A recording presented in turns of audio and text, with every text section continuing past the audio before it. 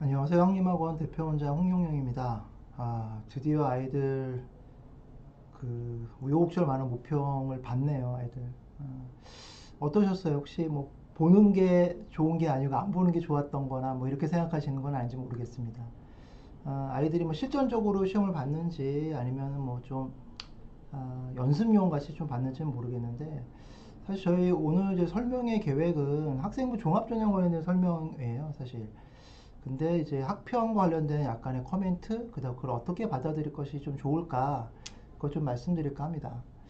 사실 재수생들도 봤어요. 재수생들은 아이들이 봤던 그 4월 학평을 본 건 아니고요. 학교에서 이제 그 학원에서 자체적으로 보는 그 모의고사를 봤는데 아이들이 이제 학원에 모여서 사실 시험을 봤죠. 감독관도 있고. 근데 저희 아이들은 참 그러면서 굉장히 좀 불행하다, 좀 힘들고 아마 좀 어려운 부분이 되게 많은 고3인 것 같아요. 그래서 저희들이 이제 문자 보낼 때도 참 안쓰럽고 안쓰럽다라고 문자를 좀 보내드렸는데 아무튼 뭐 그런 위기 또는 힘든 상황이 있지만 그것들 아이들이 좀 어떻게 받아들일 건지. 그래서 오늘 이제 말씀드릴 것 중에 하나는 이제 학생부 종합전형과 관련된 우리 동네 배치표. 저희 지금 설명의 컨셉이 어, 편파적 입시 설명이기 때문에 그래서 우리 동네에 맞는 학생부 종합전형 배치표. 저희들이 이걸 준비하게 된 계기는 뭐냐면 뭐 이렇게 설명회를 가시거나 그랬을 때 요강만 대충 이렇게 설명하고 뭐 몇 명 뽑는다. 그다음 최저가 있냐 없냐. 그다음에 대충에 뭐 합격했던 애들의 내신이 뭐 이 정도인 애들도 있고 그것도 상위 몇 개 대학들만 좀 언급을 하고 좀뭐 우리가 좀 알고 싶은 또 뭐 중위권 아이들 우리 아이들이 딱 맞춰 있는 학교들 좀 언급이 좀 없어요. 그래서 오늘은 조금 몇 등급까지 좀 내려갈 거냐면 학생부 종합전형 보통 몇 등급까지 쓸 거라고 생각하십니까 한번. 그다음 오늘 이제 설명해 들으시고 궁금하신 게 좀 있으면 사실은 저희가 이제 라이브로 하는 것 중에 하나가 뭐냐면 이제 질문을 좀 받는 건데 어떤 질문 좀 받고 싶으냐면 어떤 설명회가 또 필요하신지. 그러니까 저희가 지금 아직은 뭐 정시나 학생부나 이렇게 좀 큰 덩어리들을 좀 말씀드리고 있어요. 그 다음에 이제 뭐 4월, 5월 달 어떻게 보내는 게 좋을지 이런 또 변화된 시국에서. 근데 그거 말고 이제 뭐 좀 특화된 설명이 좀 필요하실 수 있어요. 의대를 보내고 싶거나 아니면은 뭐 교대를 가고 싶거나 뭐 이런 것들에 대한 준비 방법은 또 어때야 되는지 이런 거 좀 궁금하시면 아마 저희가 이제 현장 설명회는 그게 이제 물리적 제한이 있으니까 그렇게 막 아주 잘게 쪼개서 설명회를 가긴 좀 어렵지만 이 라이브 설명회는 사실은 그런 게 좀 될 것 같아요. 혹은 이제 대학에 포커스를 맞춰서 연대 혹은 뭐 고대 아니면 그 밑에 뭐 성대나 이런 것들을 어떻게 이제 준비하는 게 좋을지 뭐 이런 것들과 관련된 좀 궁금하거나 요구사항이 있으면 말씀해 주시면 좋을 것 같습니다. 그래서 오늘은 이제 학생부 종합전형 관련시켜서 우리 지역의 편파적으로 설명해 볼 때 몇 등급까지 소위 말하는 학생부 종합전형 아이들이 쓰고 있고요. 오늘 배치표상으로 몇 등급까지 나올 거냐면 약 8등급까지 나올 거예요. 뭐 9등급은 의미가 없겠죠. 사실은 뭐 소위 말하는 올 9등급이라고 하는 것들은 뭐 실제하지 않는 친구이기 때문에 8등급까지 사실은 우리 동네에서 학생부 종합전형을 가요. 그거 이제 어떻게 어느 학교를 가냐 이거 이제 좀 이따 말씀을 드리면 될 것 같고요. 그 다음에 이제 학평이라고 하는 것들을 어떻게 받아들이고 수용하는 게 아이들이 좀 필요할까 그것도 좀 말씀드리고 싶습니다. 오늘 좀 학생부 얘기하면서 사실 입시 전체를 얘기할 때 이런 말씀 좀 드릴 거예요. 제가 요번에 모평 볼 때도 이런 말씀 드렸어요. 그러니까 모평에서 가장 중요한 것 중에 하나가 뭐냐면 멘탈이다. 그러니까 하나 제가 좀 당부해 드리고 싶은 건 뭐냐면 그 혹시 벼룩 이야기 아십니까? 벼룩? 지금 뭐 저희들이 잘 벼룩을 볼 수는 없는데 잘 벼룩을 유리병에 좀 담아뒀을 때 그 뚜껑을 덮어놓으면 벼룩이 되게 자기 몸매 뭐 몇십 배를 뛰어오를 수 있는 벼룩들도 그 유리 뚜껑에 계속 부딪히다 보면은 그 높이를 이렇게 스스로 제한한다고 하더라고요. 그래서 나중에 병뚜껑에서 뚜껑을 열어도 그걸 넘어서 넘어갈 수 있음에도 불구하고 그 넘는 습관을 잃어버린다고 하더라고요. 근데 제가 이제 그 모의고사 보고 나서 이제 멘탈 말씀드렸는데 학생들도 멘탈이 되게 필요하고요. 멘탈을 이렇게 약간 무너지는 경우들이 두 경우가 있어요. 뭐냐면 하나는 아예 그 시험을 무시하는 경우. 별로 중요한 시험 아니야, 엄마. 그 스스로도 그렇게 얘기를 하죠. 이것도 멘탈이 무너진 거고요. 반면에 그 시험이 너무 중요해서 그거 끝나고 나서 우는 친구들이 간혹 있어요.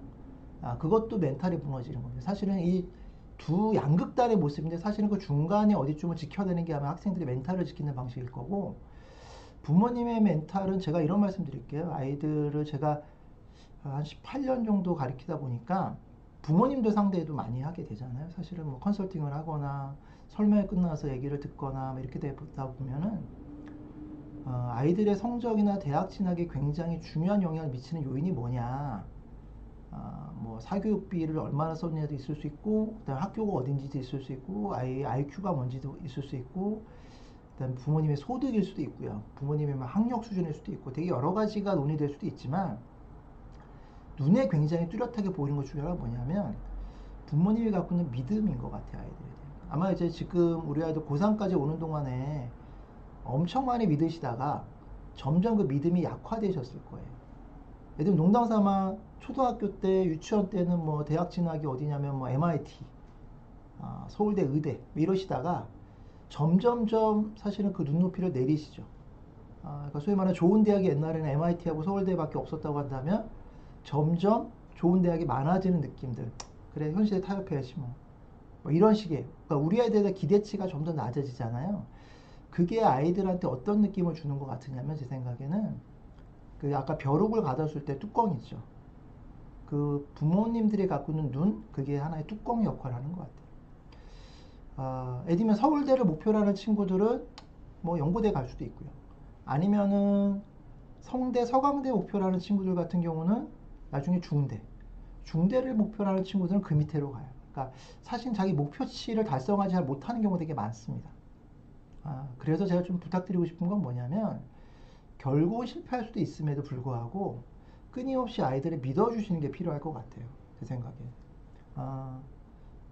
자, 제가 멘탈 얘기하면서 바로 이걸 좀 보여드릴게요. 그러니까 우리 동네에서 입시를 성공할 확률이 사실은 아주 높지는 않습니다. 이게 재수생 비율이에요, 저희 동네에서. 예를 들면 뭐 재연이나 대진고나 영신여고나 약 40%에서 30%대. 그리고 물론 대학을 진학한 친구들도 본인이 아까 목표치의 대학을 갔냐, 그렇지 못한 친구들 되게 많아요. 그러니까 부모님의 믿음들이 실패나 혹은 아니면 그 믿음을 충족시키지 못하는 결과로 돌아올 수도 있어요. 근데 그럼에도 불구하고 만약에 믿어주지 않으면, 네가 어디 서울대를 가니? 네가 어디 뭐 연대를 가니? 이런 식의 얘기들 하게 되면 사실은 아이들은 그 밑으로 더 내려가요. 그러니까 다 큰 것 같지만 사실은 아직은 좀 덜 컸다라는 느낌들 많이 받아요, 아이들하고 얘기해 보면. 그러니까 부모님들이 좀 많이 믿어주셨으면 좋겠다. 그래서 이 4월 학평을 갖고서 첫 번째 제가 부탁드리고 싶은 건 뭐냐면, 이 학평을 어떻게 받아들일 거냐, 저희의 멘탈을 되게 흔들리게 하는 이런 재수생의 비율, 혹은 더더욱 나가면 자기가 원하는 대학 가는 학생은 아마 우리 지역에서 매년 한 20%도 안 될 거예요. 그럼에도 불구하고, 그럴 가능성, 실패의 가능성이 높음에도 불구하고 믿어주셨으면 좋겠다, 아이들. 첫 번째 학평이잖아요, 사실은. 그러니까 아직 뭐 시험 볼 것도 많고요. 그래서 이제 첫 번째 제가 부탁드릴 거는 아이들 끊임없이 아직은 믿어주셨으면 좋겠다. 그런 것 좀 부탁드릴게요. 그 다음에 이제 아마 사이트 가서 이런 거 확인하셨는지 모르겠어요. 이런 100분위 등급컷, 요새 UA 거고요. 요거는 이제 저희들이 그 타임교육 내 어떤 대입연구소 쪽에서 구한 자료인데, 전체 10개 고등학교에서 아이들이 성적 입력했던 걸 통해서 뽑은 샘플링이라고 하더라고요. 그래서 여기 1등급 컷은 거기서는 이제 뭐 그 95점. 잘 안 보이시면 요걸로 보셔도 돼요. 저희 그 향림의 입시센터 그 센터장님, 박도준 센터장님이 올리신 자료가 있거든요. EBS로 한 원점수 등급컷 나와 있는데, 이제 이런 거 좀 확인들 하세요. 물론 이제 보실 필요는 있으세요. 그래서 이제 국어 등급컷 보면은 요게 이제 요번에 애들 추정치죠. 93점, 86점, 78점. 요거는 작년 3월에 동월 소위 말하면 등급컷들입니다. 원점수. 요건 수학 가형 88, 80, 69 우리 아이들 지금. 그 다음에 요게 작년 거 거의 비슷했습니다.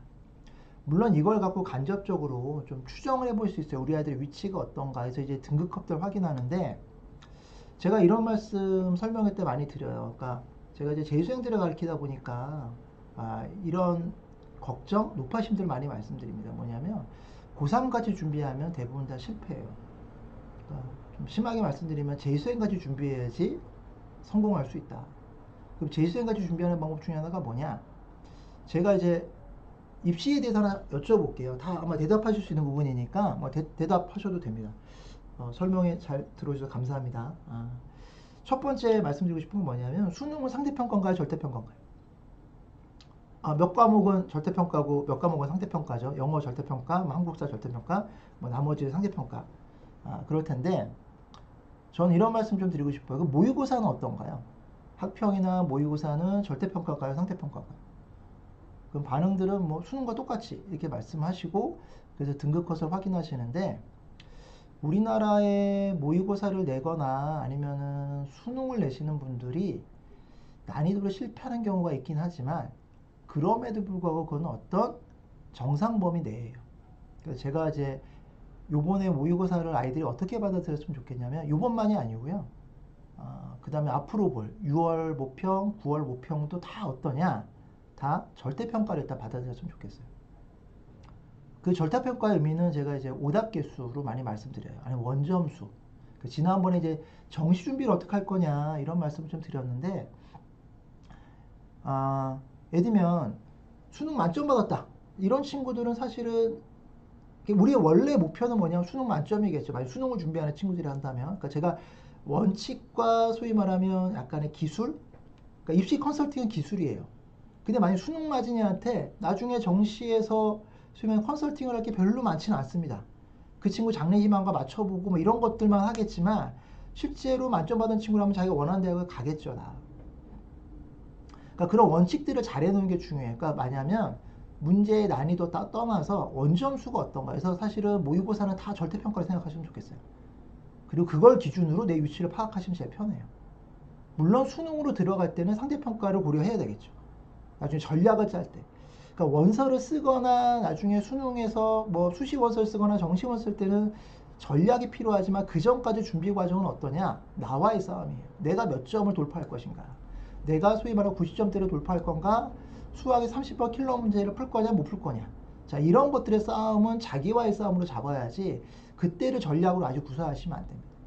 그래서 지금 아이들 4월 24일 날 본 거 사실은 뭐 배치표 이런 거 보실 필요 없으세요. 그냥 오답 개수로 보고 그건 제가 지난번에 한번 보여드렸습니다. 이거 크게 안 바뀔 거예요. 올해 정시도.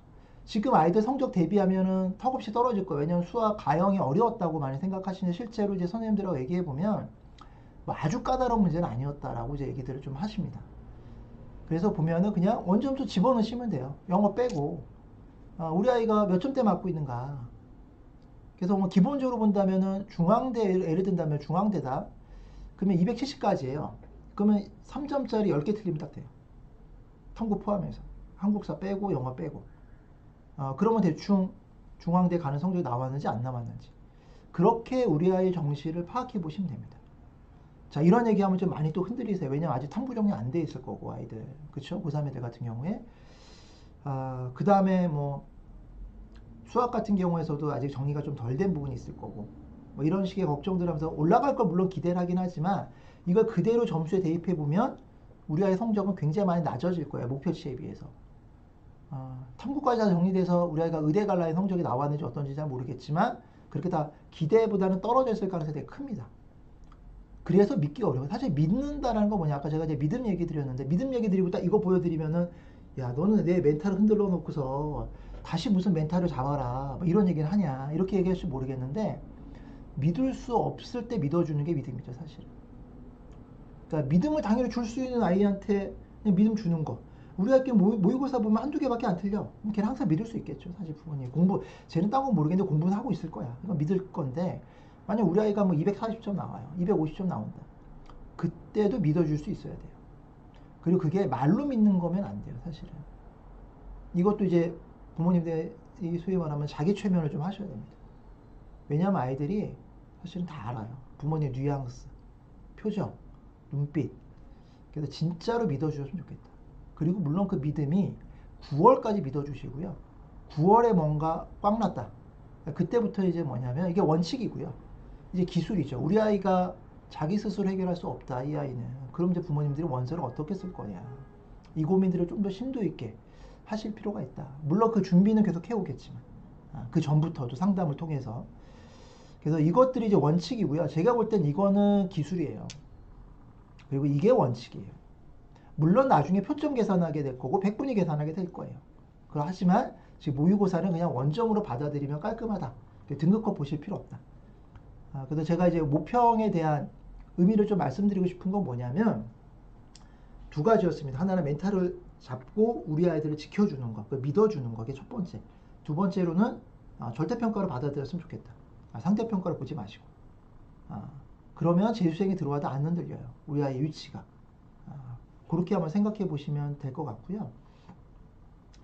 그 다음에 이제 오늘 본격적으로 이제 말씀드려야 될 거, 뭐 본격도 아니고 사실은 거의 인트로에 대한 설명이 될 것 같긴 해요. 학종에 대한. 나중에 저희 이제 뭐 대입연구소 쪽에 계신 박도준 센터장님이나 아니면 박광환 센터장님이 사실 그런 이제 컨설팅이나 좀 더 이런 세부적인 분석들, 요번에도 하나 좀 올리셨었는데 자소서 관련된 것들, 이런 것들에 이제 후속적인 조치도 있을 거니까 그것도 잘 귀 기울여 주셨으면 좋겠습니다. 일단은 모집 요강 뭐 다른 설명에도 다 보여주니까 저도 이제 간단하게 보여드릴게요.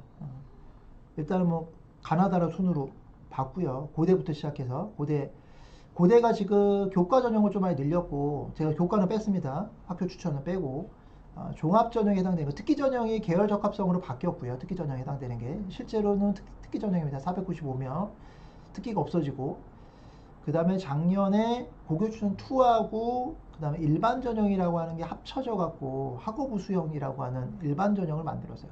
인원은 좀 많이 줄였습니다. 소위 말하면 이제 교과를 늘리면서 요 인원은 한 1100명 정도대로 만들었어요. 작년에는 학업우수 1100명하고 일반 전형 1200명이었고 거의 뭐 한 2300명 뽑았는데 많이 줄였죠. 최저가 되게 높다라는 게, 자연계 같은 경우는 3개, 그러니까 4개야 8 정도니까 최저가 굉장히 높죠. 학생부 종합전형을 보실 때 일단은 우리 아이 학생부와 빼고 일단은 얘네만 딱 관찰한다면 나중에 우리 아이 성적하고 맞춰봐야 되겠죠. 그거는 나중에 보더라도 학교가 잘 안 보이시나요? 학교가 잠깐만요. 학교 좀 보여드리겠습니다.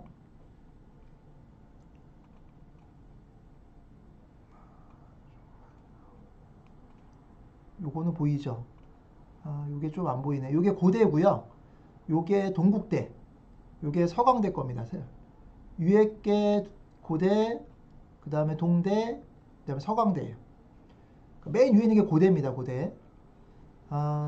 학생부 전형 보실 때 다시 이제 얘기 말씀드리면, 학생부 전형 보실 때 첫 번째 보실 건 뭐냐면은 최저가 있느냐 최저가 없느냐. 학생부 종합전형 같은 경우 거기에 따라서 실제로 내신 커트라인이 굉장히 많이 바뀝니다. 그래서 최저가 있는 고대, 최저가 없는 동국대나 서강대, 이게 첫 번째 보실 거고요.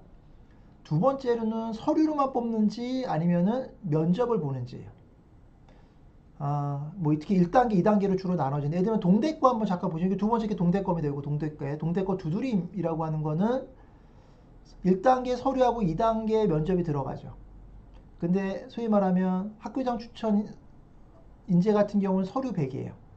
자, 이런 것들을 이제 구분해 보실 필요가 있으세요.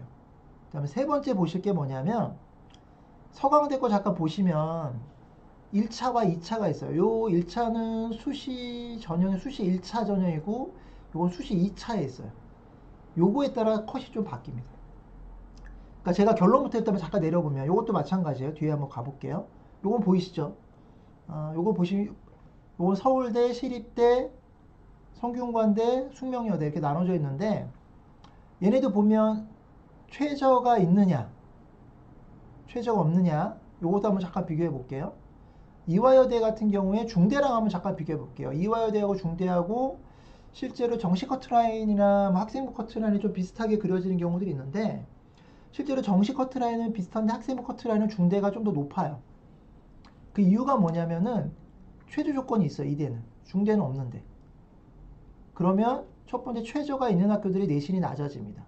두 번째로는 서류평가보다는 면접평가가 붙어있는 게 소위 말하면 내신 커트라인이 좀 낮아질 수 있어요. 근데 대신 연대는 면접평하고 활동 우수자로 했을 때 얘가 내신 커트라인이 조금 높은 편입니다. 오히려 면접이란 이름이 붙어있음에도 불구하고. 그 다음에 이게 왜냐면 연대 교과 전형에서 온 거예요.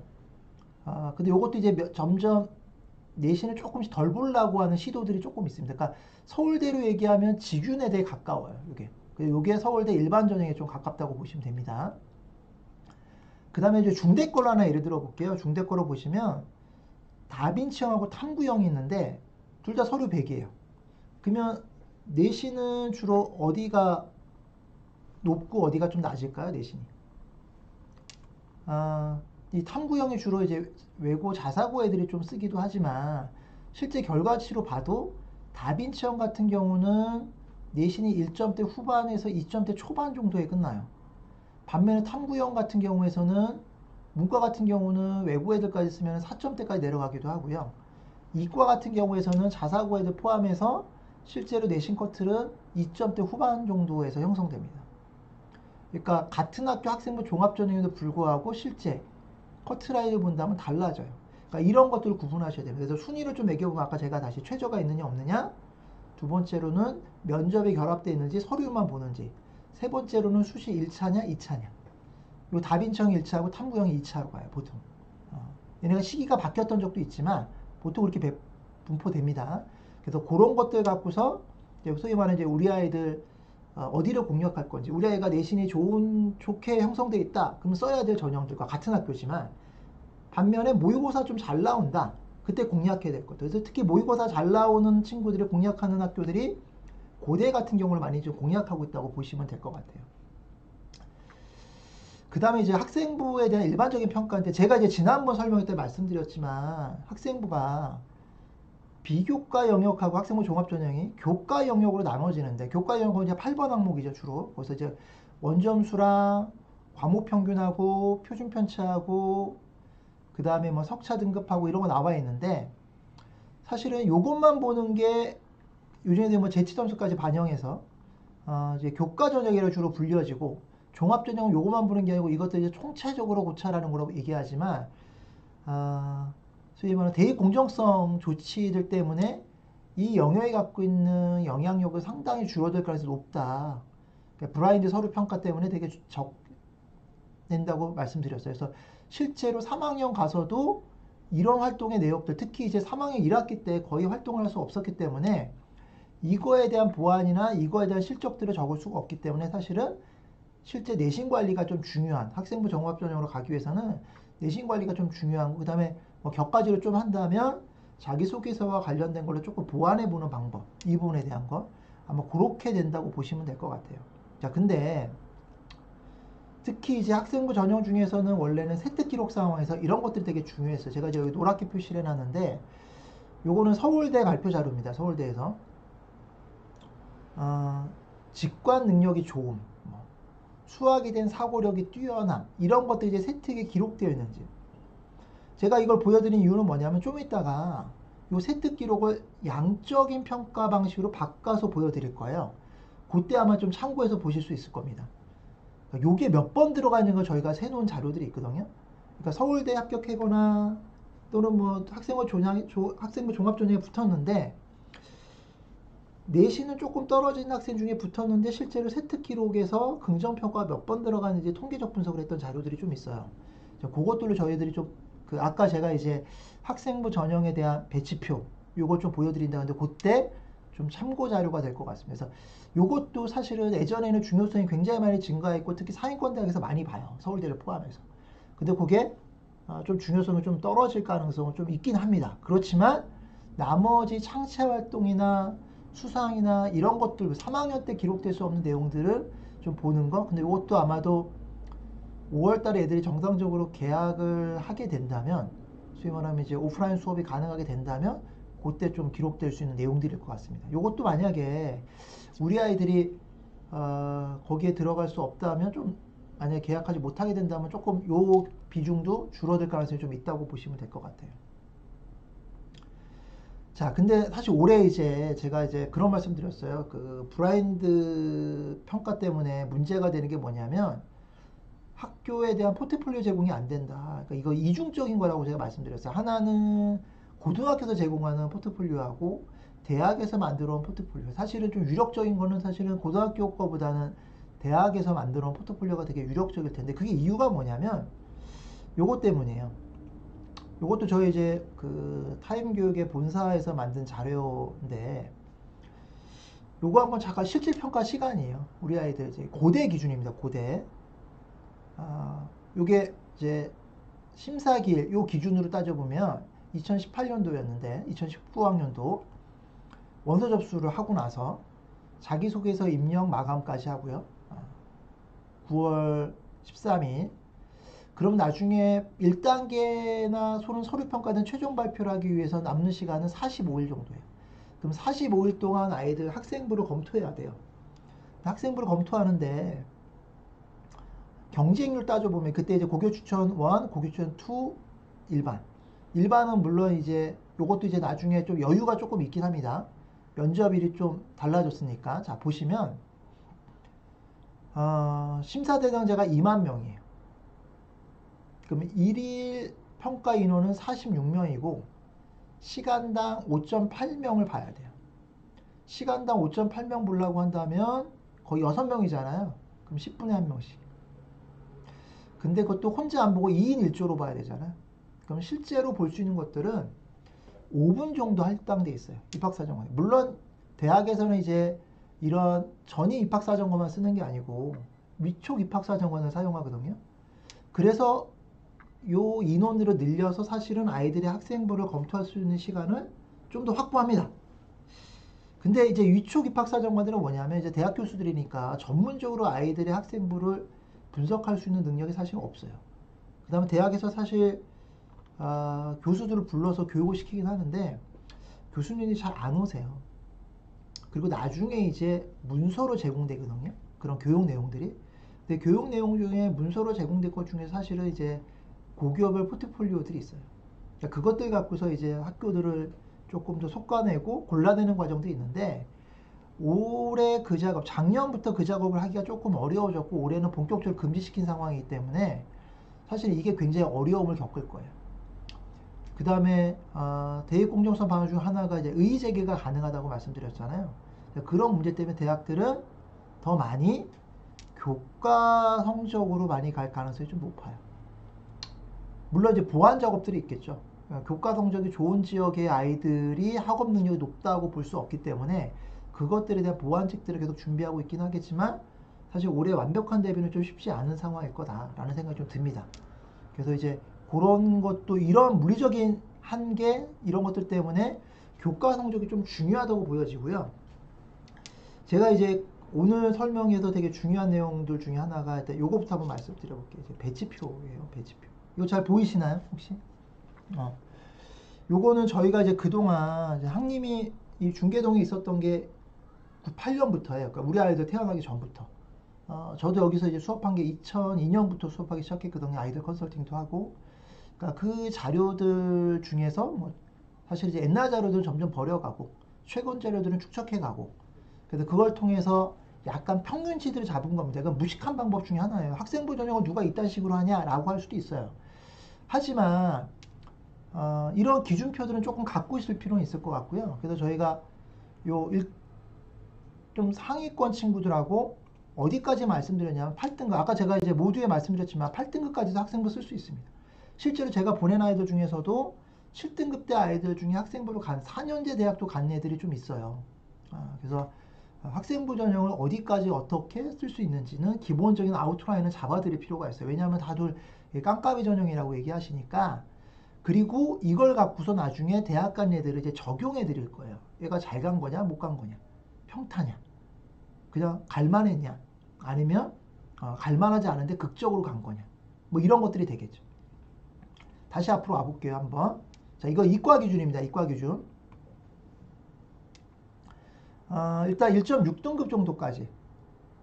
요거는 얘가 약간 여유를 더 드렸습니다. 사실은. 물론 이제 극단적인 경우에는 2점대 초반 친구들 서울대 가기도 하고요.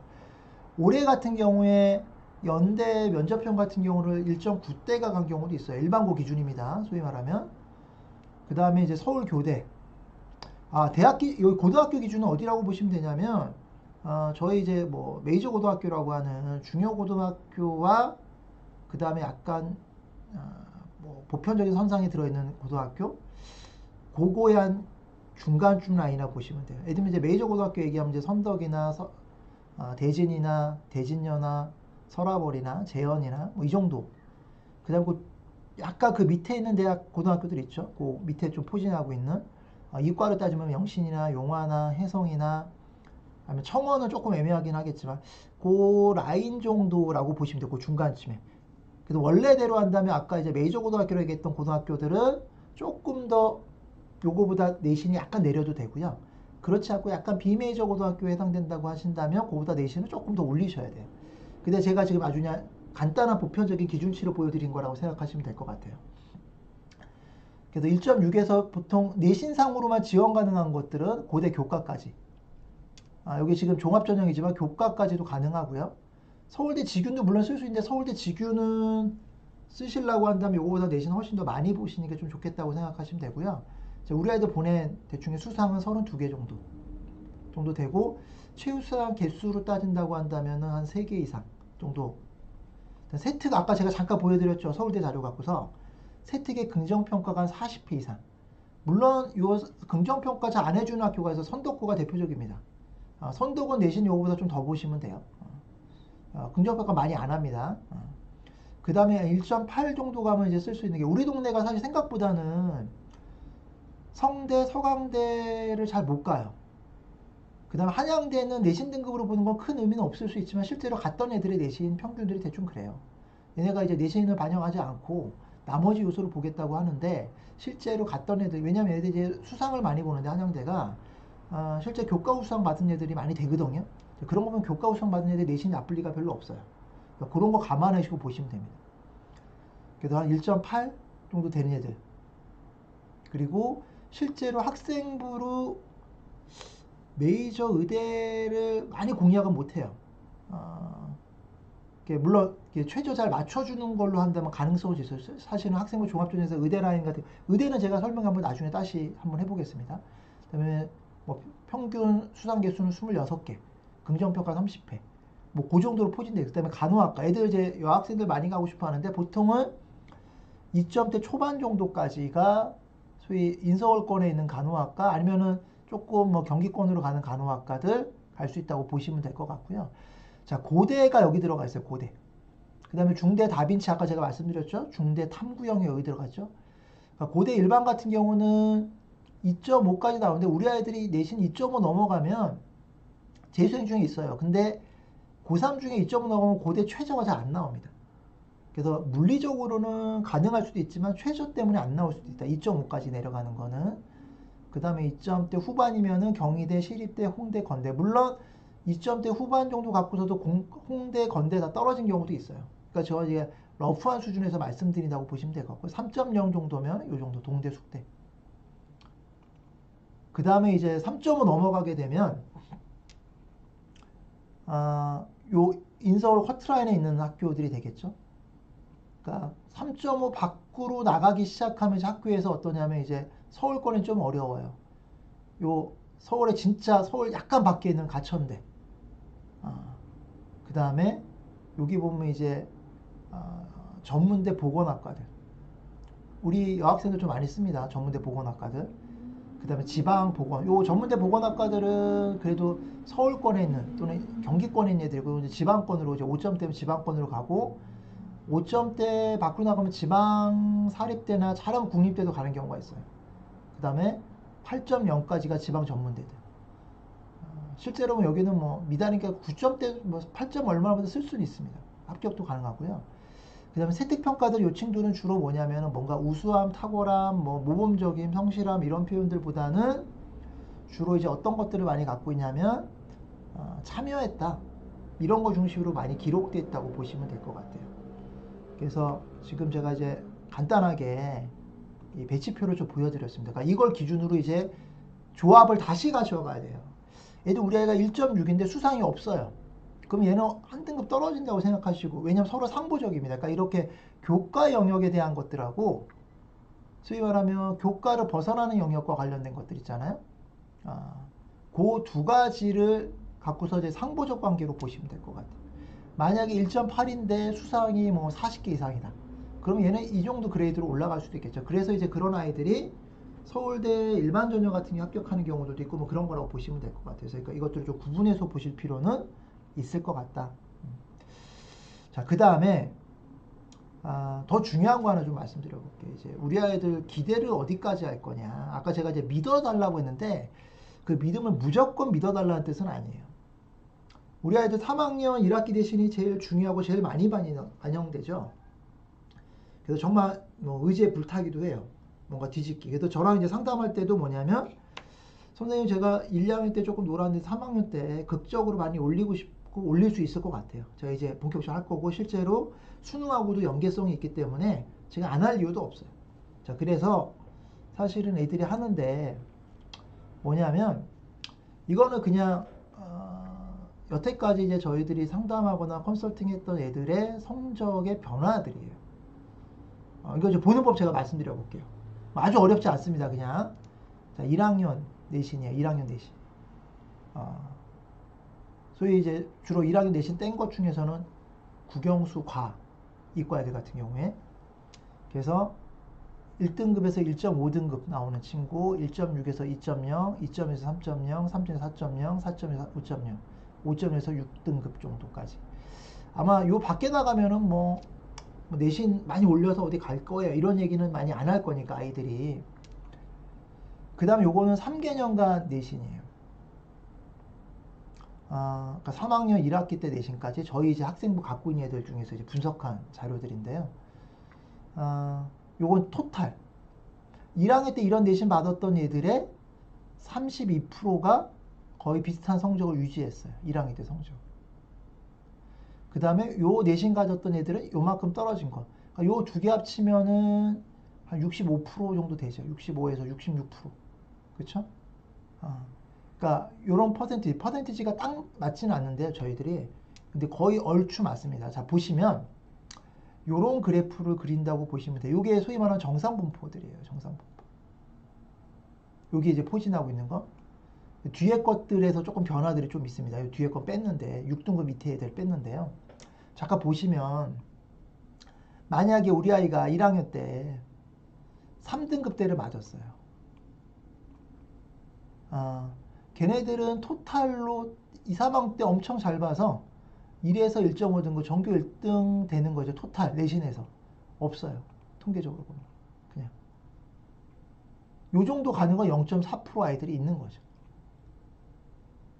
그러니까 실제로 1학년 때 내신이 토탈 내신까지 영향을 미치고 있는 것들이라고 보시면 돼요. 얘는 극적으로 떨어진 거겠죠. 1등급에서 1.5등급인데 나중에 토탈 내신이 4등급대가 나왔어요. 이 친구는 뭐 엄청난 사춘기를 경험했겠죠.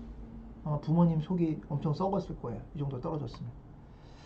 거꾸로 한번 생각해 보시면 뭐냐면 우리 아이가 이 정도 내신을 갖고 있는데 목표가 만약에 이 정도를 가는 거예요. 그러면은 실제로 올렸던 경우는 많지 않은 거예요. 그러니까 토탈에서 이런 내신을 받았던 친구가 1학년 때 요 내신 받았던 친구는 요거밖에 안 돼요. 그러니까 그런 분포들인 거죠. 그래서 예측을 좀 해볼 수는 있어요. 제가 이제 믿어주라고 하는 것, 그러니까 약간의 뜨거운 마음하고요, 차가운 이성이 같이 공존해야 돼. 그러니까 약간의 부모님들 보면 정신분열적 상태를 유지하셔야지 가능하실 수 있어요. 질문이 하나 있는데 논술 전형에서 내신 좀 설명. 제가 예전 설명회 때 한번 설명드렸는데 나중에도 저희 이제 논술 설명회 따로 한번 잡을 겁니다. 다시 그게 뭐 오프라인 설명회든 온라인 설명회든 논술 각각에 대한 접근법까지도 좀 말씀을 드릴 텐데요. 잠깐만 이제 뭐 질문이 있었으니까 잠깐만 말씀드리면 일단 연대 논술 같은 경우는 아예 내신 반영을 안 하고요. 동점자 반영하는데 실제로 동점자가 없어요. 걔네 계산 산식을 따져보면. 그래서 실제로는 없습니다. 그래서 연대는 반영하지 않고. 그다음에 성대 같은 경우는 6등급 이하의 합격생이 차지하는 비율이 약 40% 정도 돼요. 그리고 실제 내신 1등급부터 해서 6등급에서의 마이너스는 1점 정도밖에 차이가 나지 않습니다. 그래서 거의 내신을 반영하지 않고요. 서강대 같은 경우도 마찬가지예요. 중대, 서강대, 한양대도 내신 반영하지는 않고요. 학생부 종합적 평가라고 하는데 사실은 학생부 종합적 평가는 출결이라고 보시면 돼요. 그리고 서강대 같은 경우도 논술 80에 학생부 20이고 학생부의 10은 뭐 종합평가에서 출결 따지고요. 나머지 10은 내신인데 1등급에서 8등급까지 격차가 0.8점밖에 차이가 안 나요. 그리고 나중에 9등급 할 때 빵점 줍니다. 그러니까 실제로 9등급은 없잖아요. 그러니까 그렇게 본다면 중요 대학들은 내신 반영이 거의 없다고 보시면 돼요. 다 이렇게 내신 반영이 조금 있는 학교들이 있어요. 그거는 이제 저희들이 나중에 자료를 올려놓고 그거에 대한 설명과 분석도 해드릴게요. 그 정도 아마 대답해드리면 될 것 같고요. 주로 학교 레벨이 조금 낮아지면 내신 반영률이 조금 높아져요. 실제 여기서 얘기하는 건 실제 반영률입니다. 그러니까 성대도 보면은 논술 60%, 학생부 40%로 되어 있는데요. 실제로 40% 중에서 점수 주는 거는 그러니까 40점, 100점 만점에 40점이잖아요. 그 중에 39점을 줘요. 그냥. 마이너스 1점, 6등급 당한 애들이 마이너스 1점이에요. 그리고 나머지 논술 60%.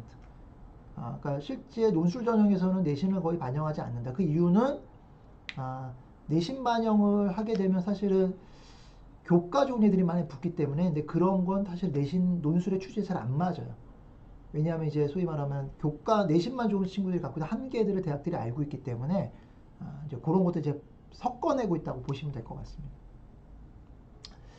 그래서 우리 아이들이 어떻게 변화될 건지를 조금은 내신으로 볼 수 있다. 그러니까 제가 아까 뜨거운 그 가슴하고 차가운 머리라고 말씀드렸는데 수능을 준비하는 과정도 마찬가지세요. 그러니까 우리 아이가 어떻게 올라갈 건지 이런 것도 이제 한번 판단해 보시고 제가 뭐 수학 30번의 문제를 3월 달에 못 풀면은 언제까지 풀 수 있는지 예를 들면 수능 가면은 실제 풀 확률이 4%밖에 안 된다. 뭐 이런 것도 말씀드렸어요. 6평 때. 그다음에 9월 모평 때 국어 1등급 나온 친구가 실제 수능에서 1등급 나올 확률은 뭐 36%밖에 안 된다. 이거 통계적 결과들이에요. 그러니까 이거를 기반으로 해서 믿어주기 시작하셔야 돼요. 사실. 그러니까 그러기 위해서 저희들이 이걸 분석해 드린 거고요. 그 다음에 학교 레벨도 제가 조금 이거는 이제 소위 말하면 작년 실적입니다. 작년. 물론 이게 작년 실적인데 저희가 추정치고 저희들이 알아본 거고요. 틀릴 수도 있어요. 근데 아주 큰 편차가 생기진 않을 겁니다. 뭐 실제 등록했냐 안 했냐 뭐 이런 차이들이 조금 있긴 하겠지만 요즘에 선도고가 조금 잘 되고 있는 것 같아요. 이거 중복자 포함이고요. 물론 중복자 포함이고 서영고 합격생이 89명, 의치한 14명. 이거는 이제 소위 말하면 아까 제가 내신을 바라볼 때 보정치 정도로 고려를 해주시면 되는데 올해는 그 보정치가 높지는 않다라고 생각하시면 됩니다. 대진고가 서영고 33명, 의치가 14명, 그렇죠? 서라벌, 의치 5명, 서영고 40명. 재영고가 서영고 30명, 의치 한 10명. 제가 서영고를 같이 묶은 이유가 뭐냐면 사실은 학생부 유치로만 보면 비슷해요. 그 다음에 정시도 고대가 약간 다르지만 특히 서울대 연대 같은 경우는 정시 성적도 많은 차이가 나지 않습니다. 왜냐하면 서울대 투과목 선택 때문에 아주 크게 달라지는 않고요. 그다음에 대진여고가 서영고 30명. 저희들이 지금 의대 라인업 파악을 못했는데요. 대진여고가 얼마나 갔는지 혹시 아시는 분은 제보해 주시면 좋겠습니다. 그다음에 영신여고 같은 경우도 서영고 뭐 24명, 의치한 한의대 수의대까지 4명, 용화여고 16명, 해성여고 6명. 그러니까 이런 학교들과 아까 중간치에서 제가 배치표를 말씀드린 거라고 보시면 될 것 같아요. 그 정도 보시면 될 것 같고 학생들의 실제적 케이스를 저희들이 이제 양적으로 분석하는 방법도 이런 거예요. 예를 들면 교과 내신 성적, 수상 개수, 봉사 시간, 그다음에 독서. 올해는 봉사 시간에 대한 변화들이 조금 있을 것 같고요, 사실은. 그 다음에 내신 커트라인을 본다면 이제 요거 조금 주목해서 보시면 돼요. 자, 고대 고교 추천, 학교 추천 같은 경우에 1.09 정도 나왔잖아요. 자, 근데 요 친구가 올해 좀 특이했어요. 교과가 1.91인데 연대를 붙었고 요 친구하고도 얘기를 좀 해봤고요. 저희 실제로 이제 박도준 센터장님이 요 친구 컨설팅을 했었는데 요 친구 갖고 있는 장점들 이런 것들이 조금 있더라고요. 그러니까 학생부 내 세트 기록 사항이라든지 아니면 수가 성적이라든지 뭐 그런 것들이 갖고 있는 장점들이 좀 있었던 것 같아요. 개별화된 것들. 그 다음에 이제 고대 일반형들 같은 경우 보시면 내신이 이건 특별한 경우들이 아니에요. 그러니까 연대 면접형에 1.91이 붙은 거는 되게 특별한 경우긴 하지만 고대 일반을 소위 말하면 1.79랑 1.95가 붙은 건 별로 특별하지 않습니다. 이 친구들은 사실은 뭐 아주 잘 간 건 아니에요. 제가 볼 때는. 물론 이제 요 바이오 시스템 같은 경우는 최근에 많이 밀어주기 시작했고 뭐 점점 크니까 사실은 뭐 커트라인 이렇게 끊길 수 있지만 요거 같은 경우도 이 친구가 사실은 좀 더 잘 갈 수도 있지 않았을까 원서를 잘 꾸몄으면 그런 생각들이 좀 듭니다, 사실은.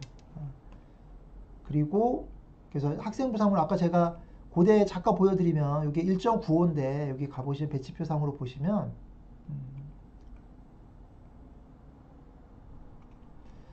고대 일반형이 2.3까지 봐줬잖아요, 우리 동네에. 그러니까 그렇게 본다면 이 친구는 조금 더 상향 지원도 가능했을 것 같다. 와 관련시켜서 보면 그렇게 생각해 보시면 될 것 같고요.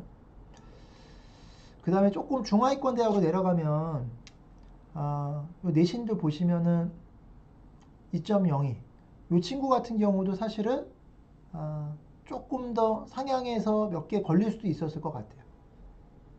그 다음에 이런 친구들 같은 경우에 이 친구도 보시면은 3.4 정도 나오는데 봉사 시간이 좀 많죠. 아마 이런 거에 좀 적합화되어 있을 것 같아요.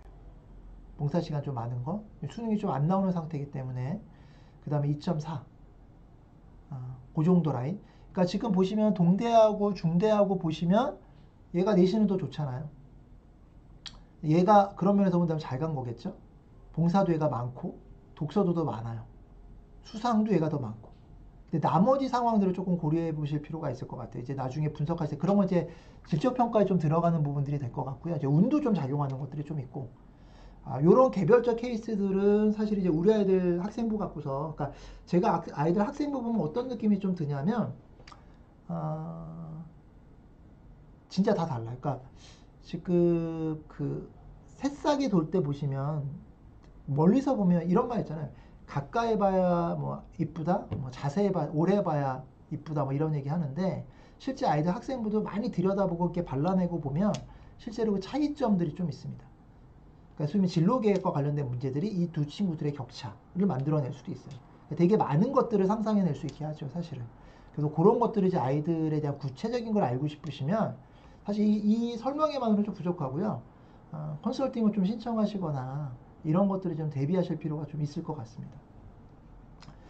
그 다음에 논술은 저희가 본격적인 논술 설명하기 전에 이런 얘기 좀 말씀 먼저 드려볼게요. 이게 논술 유형들이에요. 크게 논술 보는 학교들 나중에 뭐 최저 조건이라든지 이런 것들에 대한 거나 구체적인 유형들은 저희 이제 논술 선생님들이 좀 말씀을 해주시겠지만 이제 난이도들 보시면 서울대 면접 난이도가 이제 우리 동네에서 서울대 일반을 가는 게 쉽지 않은 상황이 될 때가 있어요. 왜냐하면 굉장히 까다롭거든요.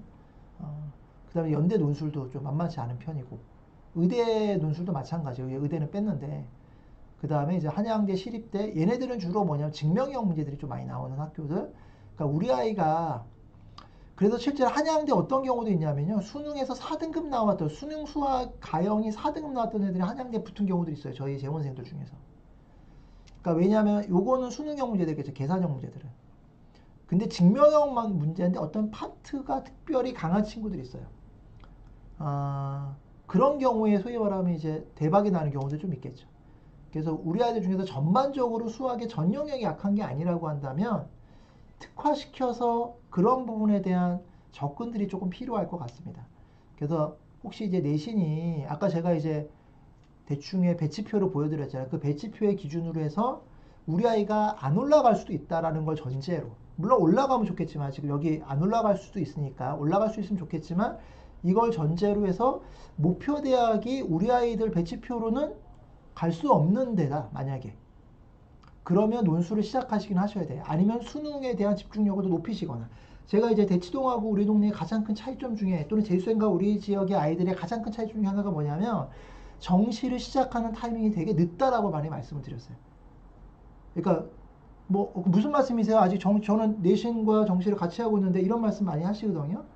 근데 사실은 정시를 제대로 하고 계시지 않은 경우들이 많아요. 제가 정시를 제대로 한다는 건 뭐냐면 저희 강남대상에서 저 이제 별명이 뭐냐면 아이들이 13 선생님이에요. 13. 제가 계속 지난번 설명에도 말씀드렸지만 킬러 문항에 대한 열쇠 문항 말씀을 되게 많이 드려요. 그러니까 열쇠 문항은 어떻게 접근해야 되느냐? 원칙적 접근을 돌파해야 돼요. 그래야지 통합니다. 사실 그래야 성적이 올라요. 그리고 나머지 문제들은 약간 스킬도 필요하고요. 소위 말하면 뭐 테크닉이 좀 있으면 돼요. 그 다음에 애들이 공부량으로 승부할 수도 있습니다. 그러니까 그런 원칙을 돌파할 수 있는 게 수능적 접근이 필요해요. 사실은 수능적 접근. 그 수능적 접근은 우리 아이가 하고 있는지가 문제입니다. 그러니까 그 수능을 수능으로 대비해 줄 수 있는지. 이건 사실은 제가 이런 말씀 드리면 되게 좀 그렇지만 수능으로 대비할 수 없는 선생님들이 많아요. 제가 지난번에 모두에 설명회 때 이런 말씀 드렸어요. 저희 아이들이 정시로 잘 못 간다.